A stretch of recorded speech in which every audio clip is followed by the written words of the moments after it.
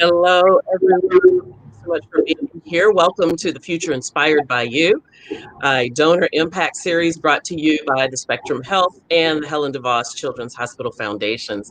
I am Debbie Turner Bell, a member of the Helen DeVos Children's Hospital Foundation Board of Directors, and I'm pleased to introduce the second episode of this monthly series titled Genetics and COVID-19. The intersection of these two areas is fascinating, and philanthropy and collaboration have been a driving force behind both areas. Our community came together raising over $1.3 million for the COVID response fund. Our genetics program was the beneficiary of what would have been Gala 2020 funding. The party, of course, was canceled, but the need, of course, was not. Donors agreed to let the foundation keep their gifts, and this resulted in a $250,000 to expand the genomics and genetic research program. This genetic research includes research with children in our ICUs and research on hospitalizations with COVID-19 that was ready to launch even before we had our first COVID-19 case. Dr. El Moushi, president of Spectrum Health, West Michigan, is going to get us started with an update on COVID-19. Then he'll hand it off to Drs. Raja and Bup, who will tell you more about the innovative genetic research happening right here at Spectrum Health. And be sure to take note and remember, at the end of the program, our speakers will be available to answer your questions. So as you think of them throughout the presentations, make a note of them so that you can ask them later on. So let's get started with Dr. El Moushi. Thanks so much, Debbie. A pleasure to be here, and I will talk about what is now becoming, I don't know if I'd say my favorite subject, but a subject that I think we're all understanding and learning about much too much, and that is COVID-19. So I'd like to start with the next slide, please. And this is something that you may all be familiar with if you've happened to come upon our website. This is our dashboard that we make publicly facing about our current status of COVID-19. And if you look in the upper left, it shows the number of positive inpatients we have in our facilities all throughout the 14 counties that we cover.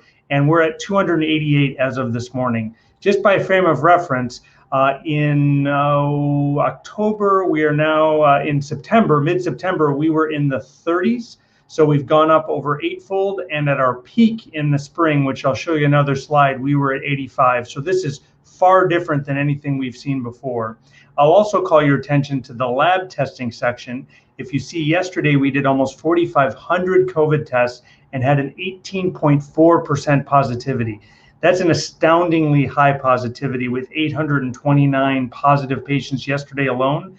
And you see our rolling average over the last 7 days was 15.2%. Those numbers are incredibly high, and that is what we're seeing in the community. And I'll contrast that if you look on the right where it says antibody testing. Our percent positive over the 20,000 nearly antibody tests we've done have been 4%. And what that tells us is that in the first 6 to 8 months of this pandemic, we had very little COVID-19 in West Michigan. Only about 4% of people who tested for it had antibodies. We're now seeing a huge uptick in COVID-19. And if you could move to the next slide. And so this slide is an interesting one that we've just been looking at over this past week. If you look at that purple line, you can see that it's relatively static over the course of many months, and that's the line showing the positivity or new number of tests. And if you look over the last month, you see that line start curving up and then an almost vertical ascent where that arrow is. And that tells us that we had very limited and controlled amount of COVID really since the beginning. And unfortunately, over this last month, it has gone, what I would argue, is out of control. And the green line beneath that is the number of hospitalizations. And you can see that really follows this. And the concern we all have, and you'll see myself and Tina and others on the news, is that there's about an 8 to 10 day lag after you see positive tests until you see hospitalizations that follow. And so we've seen a massive uptick in our hospitalizations over the last few weeks. That doesn't even reflect that huge vertical portion of the line that we're seeing with testing. So we are very concerned about what we'll see in the coming weeks, which I'll show you shortly. Next slide, please. And this is the so-called double curve. And so in the beginning, this goes back to February, we in West Michigan never really had a surge. And we all saw the videos, and actually I talked to folks very frequently in similar positions to myself in Detroit area, in New York, in New Orleans. They had monumental surges in the spring. We never had that. We never really had that surge you saw in Texas and Florida and Arizona in the summer, but we are definitely having a surge now. And the quote that we like to give is that if you see that uptick on the right there, that vertical ascent of hospitalizations, we're often asked, are we at the peak? No, I think we're just at the base of a mountain at this point. Next slide. And so these are kind of busy slides, but these are really our projections. And we do surge modeling, and you might have seen some of our surge modeling in the beginning, which showed thousands and thousands of patients, and those overestimated things in a pretty significant way. We've gotten much more refined. We've actually collaborated with people all across the country and the world that are doing this type of modeling. And this is modeling very specific to West Michigan. Without belaboring the details, you can see that there's a blue curve, a black curve, and a red curve. We're currently tracking on the black curve, and that's for the number of people in our hospitals on the left and the number in our ICUs on the right. But given that testing positivity, we believe we'll start hitting that red curve, and that would be really hundreds, if not thousands, of patients coming to our hospitals needing acute care. Next slide. And this is something I'm going to change gears a little, and this is really for all of our benefit, and I'm hoping you all take this to heart. This is a slide out of a study recently done showing how transmission really works for a virus like COVID-19. On the far upper left, you see a room, a closed room, not great ventilation. You see a total of 6 people in the room, and the person circled who's red in color has COVID-19. If you move over to the right, they're all in the room together. It's a decent sized room. They're all not wearing masks, and the room is not wonderfully ventilated. The window's not open. At the end of 4 hours, all of them, the other 5, would have got COVID-19. It would have been transmitted. If you look on the bottom left, you see the exact same room, the exact same circumstances, except for over those 4 hours, everyone's wearing a mask. Masks are effective, but they will not prevent the inevitable in certain circumstances. And in this circumstance, if people are in a small room that's not ventilated for 4 hours, even with masks, all of them save one would have contracted COVID-19. So it did make a benefit here, but it didn't make a complete benefit. And the analogy we often give is when you wear a seatbelt, you get in a car accident, you're not guaranteed you won't die, but the seatbelt likely will help prevent death. And a number of people who got in a car accident would otherwise not die. In this case, the one green gentleman or gentle person did not contract COVID-19. And finally, I'll move to the far right. So 2 more interventions occurred here. Number 1 is the time. Instead of 4 hours, it's now 2 hours. And instead of being in an enclosed room, the window's open and there's now good ventilation with fresh air. And in that circumstance, only 1 person might have contracted COVID-19. 4 people definitely didn't, and that pink person at the couch might have. So this tells us the importance of, number 1, limiting your time with people outside of your household in enclosed spaces. Number 2, wearing masks. And number 3, the importance of ventilation and why now that the weather's starting to get cold again, we're seeing so much more COVID. Next slide, please. I want to shift gears onto something that is actually positive and very positive this week, and that is vaccine updates. I'm sure you've all watched the news and been reading and listening to podcasts about what we're hearing in the vaccine world. I'll start off by saying this is unprecedented. It's taken anywhere from 4 years to 35 years in the case of a virus like HIV, at this point indefinite, to get a vaccine after 30 plus years. Well, here we are, not even a year into this pandemic, and there's a very high likelihood that we'll have multiple vaccines approved over the coming months. The one that shows the most promise now, we all heard on Monday, is the Pfizer, and that's under BioNTech there. It's a joint venture with a German company. And this is a totally novel approach to vaccine distribution, vaccine creation, using RNA, something we've never done before, and really, really positive. And so I think there's really 3 lessons here. Number 1 is there is a possible end in sight.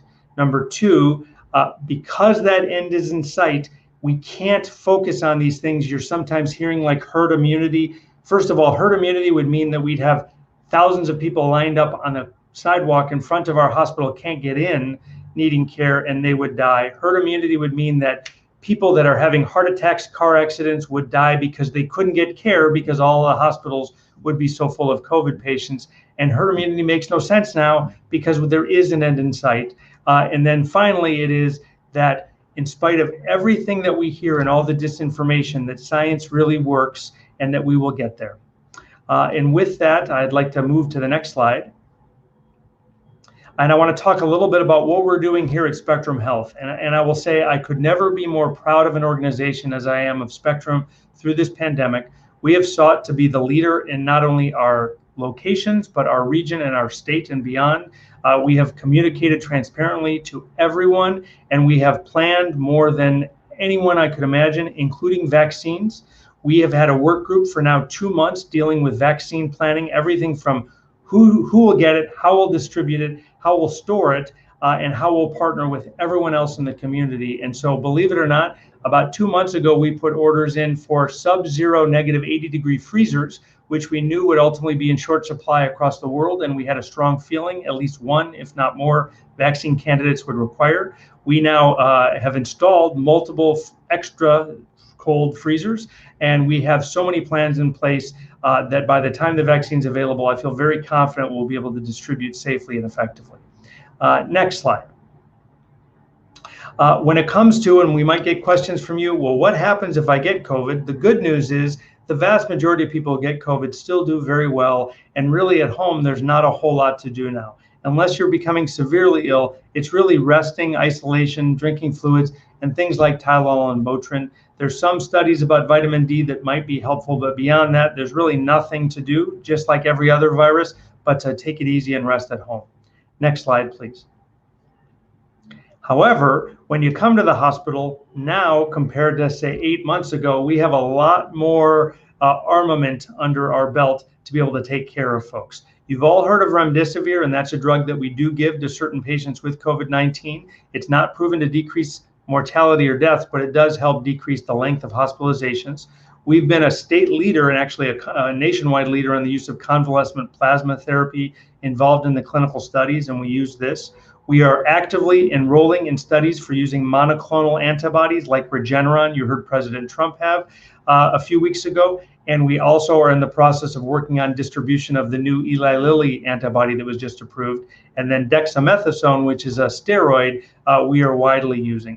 In addition, we're enrolling people in studies even for outpatient, where we give convalescent plasma to try to prevent people from coming back to the hospital if they come to the ER. So a lot of things we can do, but unfortunately, it still is a deadly disease. And I think we're getting close to one of my final slides, if you want to move on. The other thing I want to make sure I'm very clear about, while I'm incredibly proud of Spectrum Health and our leadership in this, we are partnering with everyone and anyone. There is no competition when it comes to COVID-19 and the safety and health of our staff and community. So this is just a small example of the people that literally we're talking to, texting, and communicating with every day. And if you could move to the next slide. I now want to give you a little advice. I don't mean to sound paternalistic at all, but this is vitally important. Please, please, please wear masks. The CDC came out 2 days ago demonstrating that masks not only help prevent you from spreading it to others, but actually masks help you from contracting the disease. So there's a benefit to the wearer and there's a benefit to everyone around. Social distancing, I can't emphasize enough. 6 feet is not magical. Being in a room in a restaurant 6 feet away from someone, as I showed you with those slides, doesn't prevent this, but distance helps. And then washing your hands and proper hygiene helps.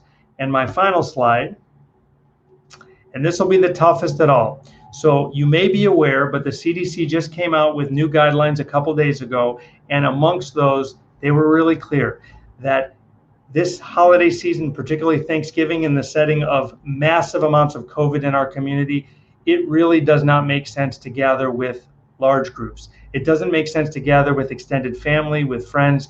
The best thing you can do is stay with your immediate household and celebrate Thanksgiving in a totally different way.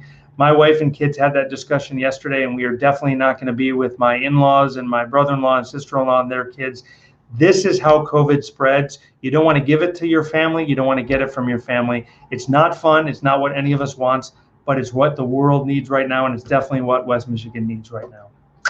And with that, I think I am done with my presentation. I'd like to hand it over to Dr. Bupp and Dr. Raja. They are expert clinicians and scientists, and they have great stuff to share with you. So thanks so much.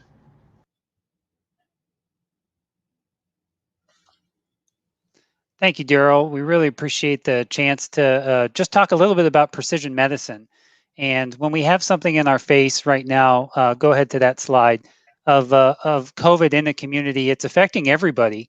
And when we think about precision medicine, we're talking about treating one person based on their unique biology or certainly their genetics and trying to understand that. So what we'd like to do is kind of just build the story for what we've been doing here, just to show you what we've done and where we think we're going, but also a way of providing hope for the future.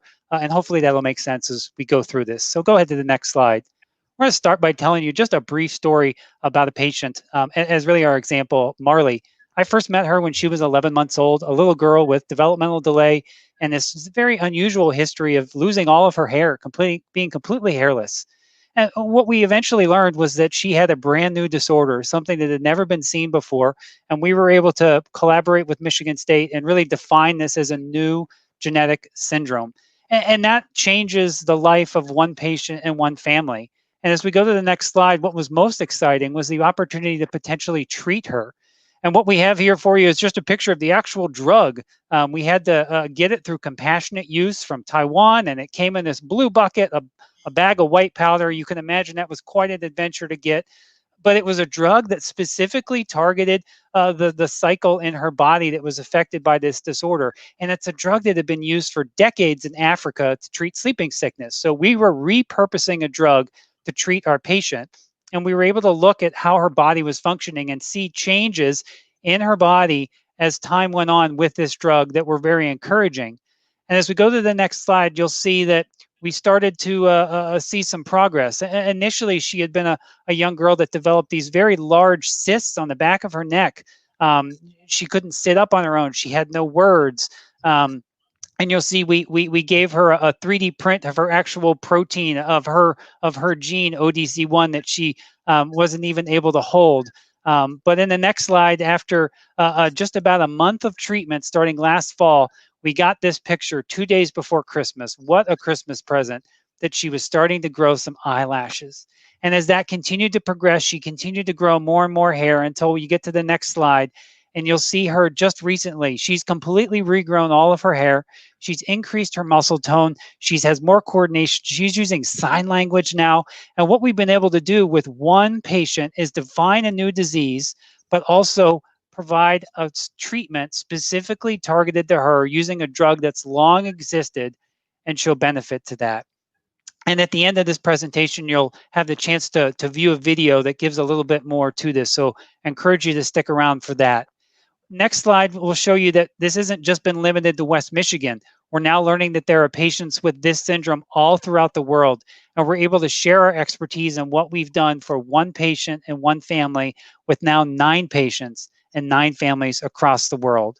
So again, we share this one story with you as an example of what happens when we use precision medicine for one person and then the downstream effect that it has. And I'm going to pass it to Raj as we go to the next slide to share another story and again lead to where we're going with COVID right now that's affecting all of us. So again, I want to share this story. I like to think of precision medicine as telling a story one patient at a time. And that's what you do with precision medicine. And here I'm going to talk about RNA, right? Daryl talked about RNA vaccines, which are innovative and super and are new in the field. So what we did about 3 years ago was we took 24 patients who were in the ICU, pediatric ICU, children who were super sick, and looked at the RNA. So we looked at every single RNA that we could find in their blood and tried to build this kind of a snapshot of why they were so sick and how they were sick. In that group of patients, we focused, for the purpose of this story, we're going to focus on one patient, sticking to the precision medicine angle. The next slide, please. In the next slide, we had one patient was a 16-year-old girl. She was one of the sickest patients I've ever cared for in my career as an ICU physician. She had pretty much every organ she had failing. Her heart, her lungs, her kidneys were all failing, and she needed support from this ECMO machine, which is kind of a bypass machine that we roll into the pediatric ICU and we put this patient on. The next slide, please. And if you look at her, we marked her time points, right? And we looked at her, and kind of like with COVID, she fell sick about 10 days before she got to our institution. She got so sick that on day one in our ICU, she ended up on ECMO to support her. And then we kind of did all these different things because we soon realized that she was super inflamed. So we used different drugs to bring the inflammation down, drugs like steroids, drugs like anakinra. These are drugs that are currently being used in patients with COVID.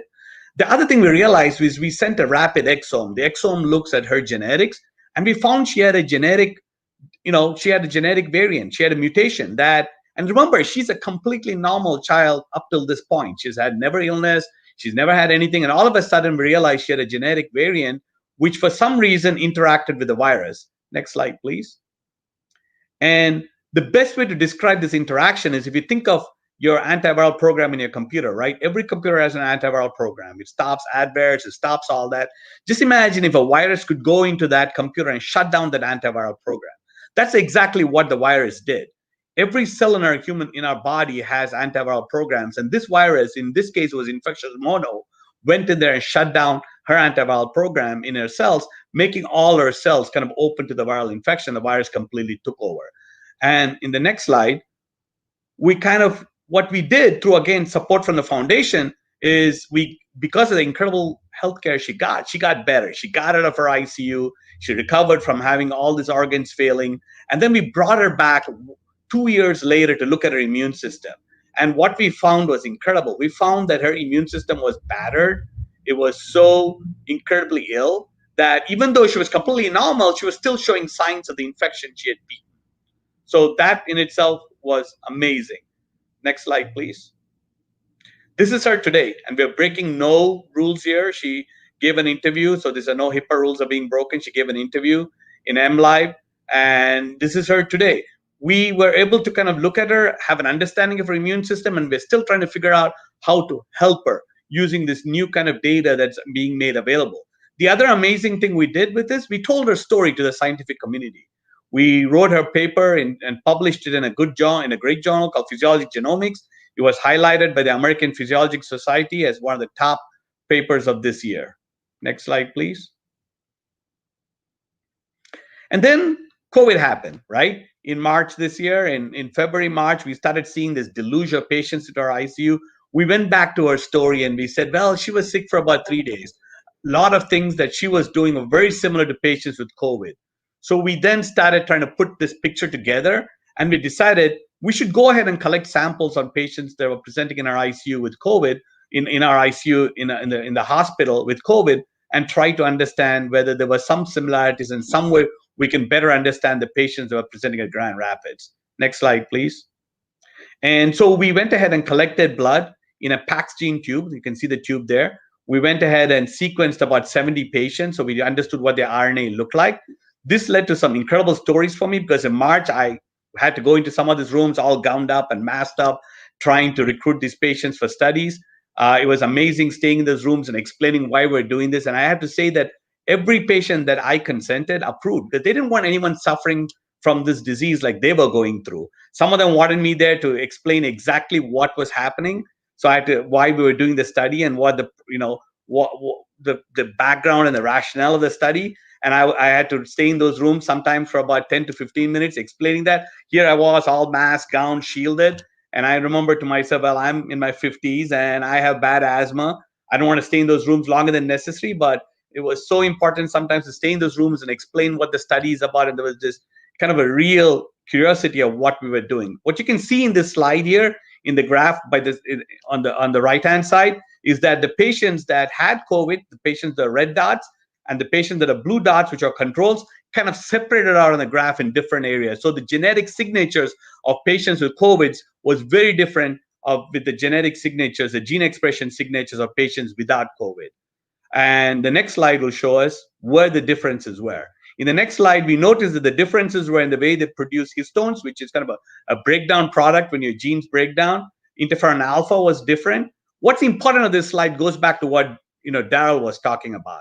We noticed certain things. We noticed, for example, in the patients that had COVID, the CD4 memory resting levels were low, were pushed down. We also noticed that CD4 B cell memory were low, and the patients that had, for example, if you look at the gray bars show you the controls, right? In the gray bars and the patients that recovered, you can see that this kind of readjusts itself. The CD4 memory activated is a little better, and in some of the gray bars are higher up.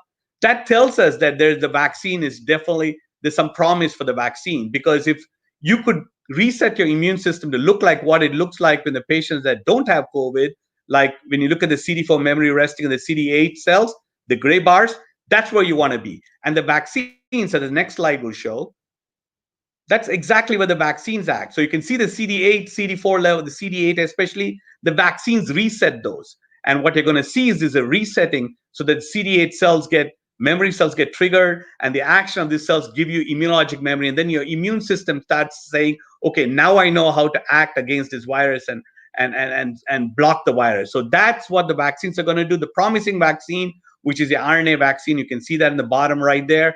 That vaccine acts right on the on the CD8 levels. It goes right through different pathways of CD8, resets the CD8. So you're going to see this kind of a retuning of the immune system so that we can fight this infection.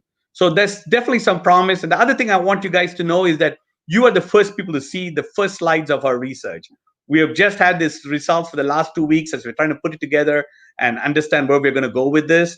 You get the first peek at this research. And again, we want to thank the foundation for this, because a lot of the support that made this research possible came from you all. Thank you. So going to the next slide, we want to just kind of close by talking about where do we go from here? Where do we build upon this work that has grown over the last few years? And first off, I just want to point out that we don't do this work alone. This is work that we do with collaborators locally, regionally, and nationally, particularly from Michigan State, Dr. Andre Bachman with the work of the ODC1 syndrome, and Dr. Jeremy Prokoff with the COVID research, working with Van Andel Research Institute and with others, because we don't do this alone. And Project Baby Deer is another example of that. The picture there is Owen. He was the first child in the state of Michigan to have what we call rapid whole genome sequencing. So partnering with Rady Children's Institute for Genomic Medicine in California, Owen had his entire genome sequenced in a matter of hours, whereas that usually takes months for results to come back, because he was critically ill and we needed to figure out why. And we've been able to grow that in the last couple of years to a robust research program using rapid genome sequencing at Helen DeVos Children's Hospital to find answers for children that are critically ill, and again, finding answers that change the management that we give. We're using and applying those precision medicine concepts across the board. Kids, adults, critically ill with COVID, critically ill without COVID. We're using everything we have. What rapid genome sequencing has grown into is a brand new project called Project Baby Deer. It is a Michigan-wide program to offer rapid whole genome sequencing to any child in Michigan, regardless of where they may be hospitalized. Using our experience at Helen DeVos to lead the way for other sites to join and be able to use this testing to help get answers for patients and families. And as we go to the next slide, one of the things we always are looking at, well, how do we build on this? How do we add to it? And again, you've heard this refrain from us is, we're really using RNA as sort of that way to understand the body in real time. DNA is the blueprint of the body and how it works. RNA is more how the body's functioning in real time.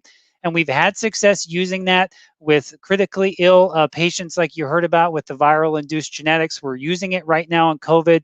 And we think that that's our next step with the rapid genome sequencing, is to add that as another way of understanding critical illness in children, and then continuing to see it pay dividends down the road. Raja, I'm going to let you finish out with where we have things going with COVID. And like Caleb said, this is a team sport. The reason this works is we collaborate with our MSU partners and partners at Van Andel, and this is how we bring this discoveries to the forefront. So what are we planning to do with this RNA database we want to create? We want to have an RNA database that explains everything in our patients, right? So the next slide shows you what our conception is with this, right? So we want to build this omic database. You already saw how the COVID patients differ from the control patients, right? The COVID patients definitely cluster in a different way. With the next slide, you're going to see that what happens is that we want to follow these patients linearly. And so far we have done 70, but we have samples for more than 100 patients. So we want to look at these hundreds of patients that are presented to our hospital. Even today, we're collecting samples from them, and we want to build this robust database. So what we can do then, because they are patients in our health system, and they will come back for different diseases and different things, we can follow them linearly, right? Kind of like a Framingham study. We can follow them for the next decade or so and see what the issues are. Do they come back to us with the immune system looking like our 15-year-old, the immune system getting battered? Do they come back with neurologic diseases like dementia? And do they come back with different? Why is this important? Because RNA can be used to understand how we need to treat these patients, because that's how drug discovery, that's how drug patterns, and that's how pharmacogenetics and pharmacodynamics right now are being structured. So these are important things to have. So this is kind of what we're hoping to do with the future. And the last slide, from my viewpoint, we show that we are hoping that we can look at the risk factors. We can look at different things. We can look at track how chronic infections are, and eventually we can lead health systems across the country, showing that how we follow these patients, and they'll learn from our experience on how we're going to follow these patients linearly. Thank you very much. And again, thank you for listening. This has been an amazing experience. This journey has been amazing. The friends are made, and the partnerships we have done have all made the research that we're doing very, very special. Thank you. So hopefully, hopefully, I'm not sure. This is maybe how you're feeling. The tidal wave is here. And we've been using this image for a couple of years now, because that's how it's kind of felt with precision medicine, with genomics, and with healthcare. But all the more so, it is every one of us now just being completely consumed by what is happening. And you'll have to forgive my graphic artist limitations, but we feel like we're surfing this, and we feel like we are really riding this wave because of what we have built over the last few years. And we cannot say enough that what we've built is not possible without the generous support of our foundation, of our community, and just the partnerships that we've grown. We think that there's a bright future to come. Hopefully this time has been a source of information, but also a source of hope for tomorrow and for what's to come here at Spectrum Health and in West Michigan. We thank you so much for your time here, and I'll turn it back to Debbie to lead us in a question and answer time.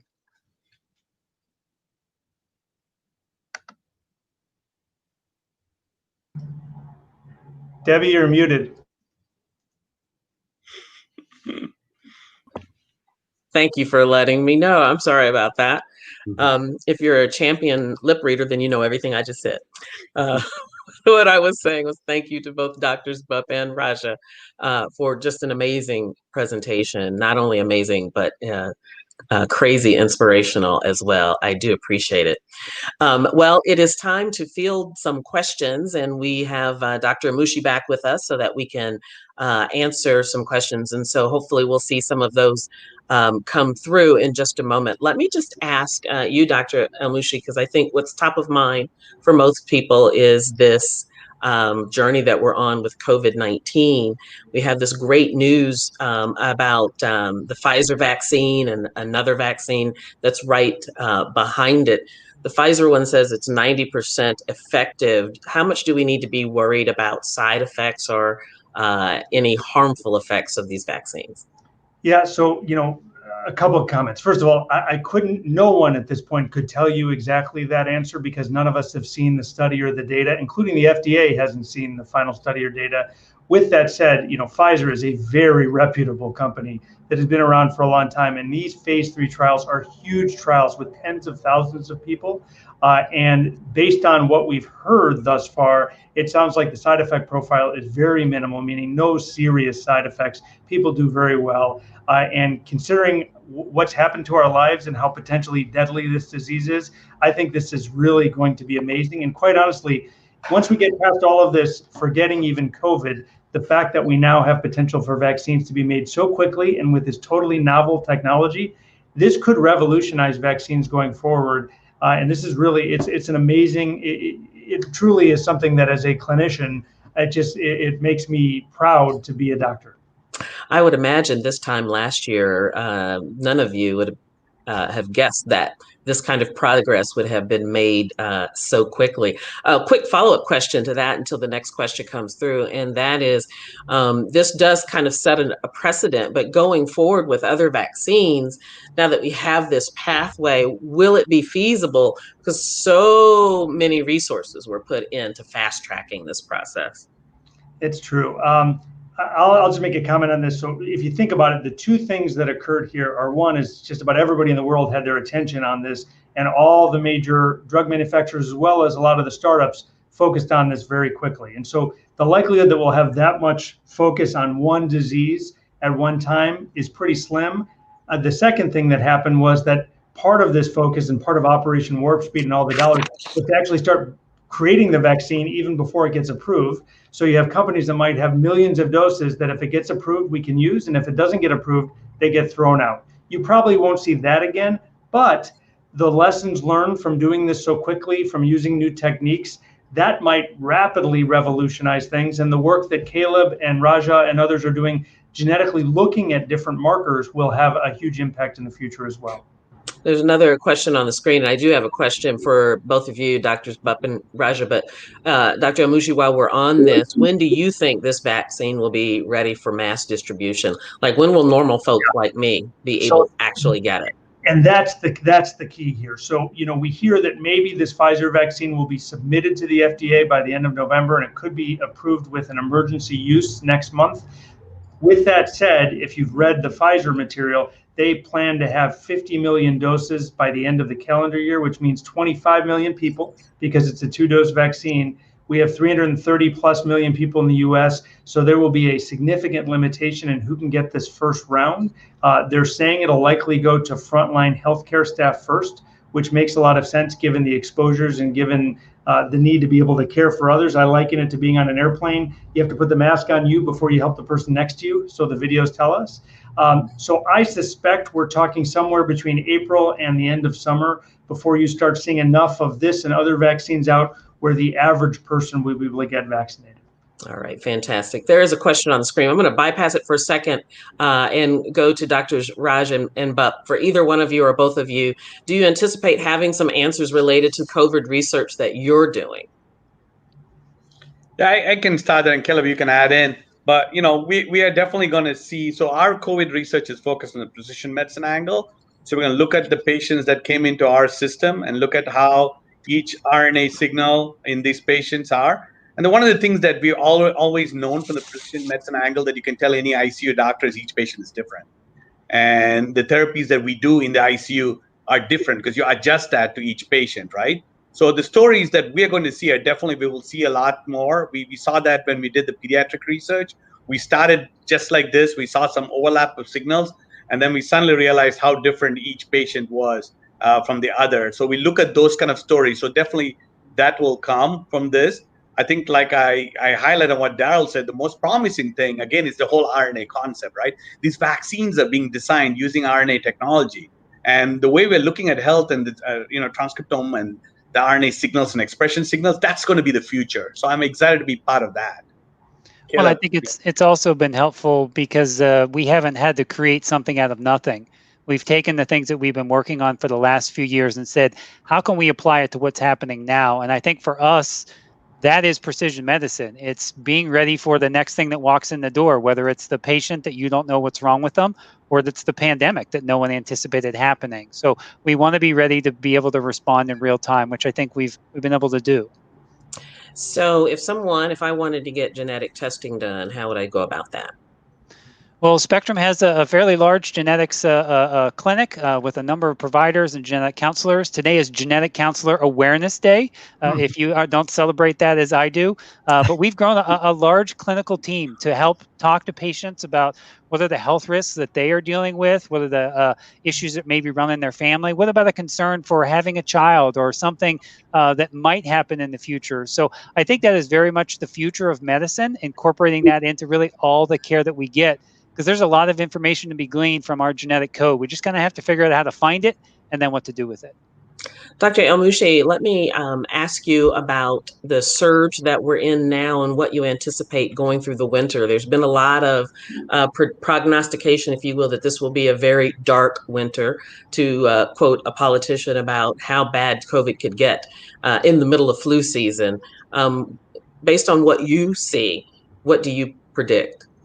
Yeah, so and I'm really, this should not be, in my mind, a political conversation. This is really a scientific conversation and a humane conversation about how we care for people. Unless something changes, unless people start behaving differently, we are in for a really rough go. And I showed those slides showing the percent positivity kind of spiking and going vertical, a number of cases. Something has to stop that. And there's really, if you look at the data, what's happened across the world, there's really only two things that could stop that. Number one is some form of change of behaviors that are instituted by public policy. So whether that's a lockdown or whether that's selective things that will change that. Or number two, it's the fear of the populace. So people all of a sudden realizing, oh my goodness, I don't want to go out there. I don't want to go to a restaurant right now. And they change because of what they see around them. We need one or two, and quite honestly, I'd prefer number one over number two. I don't want everyone to be scared. Something to change to make it better. Otherwise, what we're seeing now could exponentially rise. And again, if this was going to be forever, we'd have to make choices. If we know that come the winter and going into spring, we're going to have vaccines and things will get better, it's going to be an awful few months, but it's going to be much worse if we let this go. Absolutely. I'm curious, Dr. El-Moushi, about the number of administrations necessary for the vaccines. The Pfizer vaccine is a two-administration vaccine. You have to get a booster. I believe it's Johnson & Johnson that has one coming out that is just a single administration. Is there a superior or inferior one? So it's a great question. And so the majority of them that are at least in phase 3 trials appear to be 2-dose vaccines. We would all prefer a 1-dose vaccine for ease of use, right? It's hard to remember to go back to get one, let alone for us to be able to track you and say, Debbie, it's time to come back in 3 weeks. I think it'll be quicker and better in that way. However, we have to look at the data for the vaccines. If the Pfizer vaccine, which is 2 doses, is 90% effective and very safe, and the Johnson & Johnson is, say, 60% effective, well, you'd probably rather have the 90% one. So I think it's going to depend on what the scientific studies show. But I'll tell you that if they're not requiring negative 80 degrees temperature and they're 1 dose, that's going to be easier to get to sub-Saharan Africa and other places where there are going to be challenges. Absolutely. We just have a few minutes left. Drs. Raja and Bup, let me just ask you, what are your philanthropic needs for your research? Quickly. Caleb, why don't you start here? Well, we need continued engagement. We need a continued awareness about what we're doing. It's wonderful work, and it's work that we are aiming to share as we continue to grow our program. So we greatly appreciate the support that we've got to grow our team, to have more resources, to have more ability to collaborate, to make things go back and forth between institutions. We've made a lot of really good strides, but we have a long way to go. And I think again, second what Caleb said, we thank your foundation, support. I always like to say that foundations and, support the research of today. The NIH supports the research of 2 years back, because the NIH always needs all this kind of preliminary pilot data. And if you go to the NIH without that kind of data, they laugh at you. So we really thank the foundation for giving us that support, because it helps us push innovative research ahead. And that's what I would say. All right, gentlemen, thank you so much, Dr. El-Moushi, Dr. Bup, and Dr. Raja. All such great information. We appreciate your time. Really do. Thank you. And I'd like to thank all of you who have joined us today. Please do save the date for the next episode of the Future Inspired by You. It's on December 10th, where our featured topic will be brainstorming for the future. That's a play on words, because we will be discussing the exciting work happening with brain mapping at the Jack Miller Meg Center. And if you'd like to hear more about Marley's story, we'll end with the video of her journey as we say farewell for this month. Again, thank you all, and we hope to see you next month.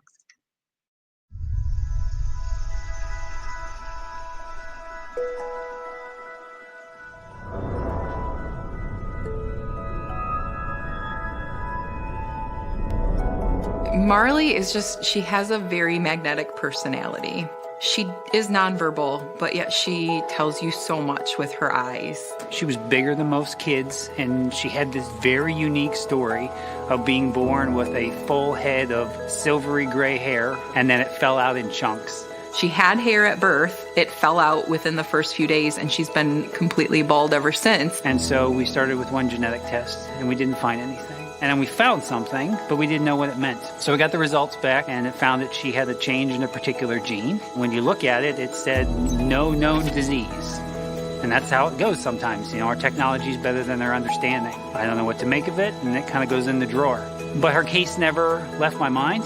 It was honestly a couple of months later, I was kind of going back and looking at Marley's case. I was looking at that gene, and underneath it talked about that gene was evolved in polyamines. Quickly after that, I was in a meeting with Raja, and it was about something completely different. And the meeting finished, I kind of just leaned over him and I said, hey, I have this patient that has a change in ODC1. That's like a polyamine thing. Does that mean anything to you? And he grabs his phone out of his pocket, and he's like, we have to call Andre. Turns out that Andre had been studying this gene for 25 years. That's just crazy how that stuff happens. So I've been interested in the gene ODC1, which is the gene that is mutated in Marley, again, for almost 26 years. It just so happened that Dr. Bob has had a patient with a gene mutation in that particular gene, ODC1, and it was the perfect storm, so to speak. I was here in Grand Rapids working on this gene. Andre's knowledge of this was so amazing because he knew that 25 years prior, there had been a mouse that had been developed with a change in that gene, and that mouse had no hair. We were able to graciously get some samples from Marley, from her parents, and send them to Andre to do his research magic, and he proved it. It was our answer. But we also found there may be a potential therapy for this. This is a drug that was used in the 1960s and 1970s to treat African sleeping sickness. Lo and behold, we were on it about a month, and this girl started growing hair. She's been completely bald. And I was looking at her one day, and I was like, you have eyebrows on your face, Marley. And she just started laughing at me. I was like, and eyelashes. She's almost 5 years old, and she had never had eyebrows. Marley's case was published in the fall of 2018. And very, very shortly after that, we were aware of 4 more cases. Marley's story is the perfect story of something that no answer existed. Now that's paying dividends with other people who now have an answer because of what happened. You put the puzzle together piece by piece with the goal of getting to the place of having answers for patients and for families. So now she's starting to move and use her muscles more coordinated and just do new things. So it's not only the physical change of her hair, but developmentally things are different. Now we're spreading the word. Our publications are out there, and more physicians are taking notice of it. There's definitely more children that have a similar condition as Marley does. This is important not just for us, but it's important for the parents and those children, because now there's somewhat hope that they could potentially be treated also with this drug. Spectrum Health, back to the Butterworth and Blodgett days, has actually recognized the importance of genetics for decades, which most places cannot say. It's definitely a piece of the puzzle that helps us to live our lives and continue on our journey. It's changing medicine, and that's not just an aspirational phrase. It's happening now, every day. The answers are starting to be there if you want to know them, and it's a pretty exciting time. So now I'm able to communicate and help these families across the world, and it's just crazy that a year ago they had nothing, and now we have hope, and hope is a powerful thing.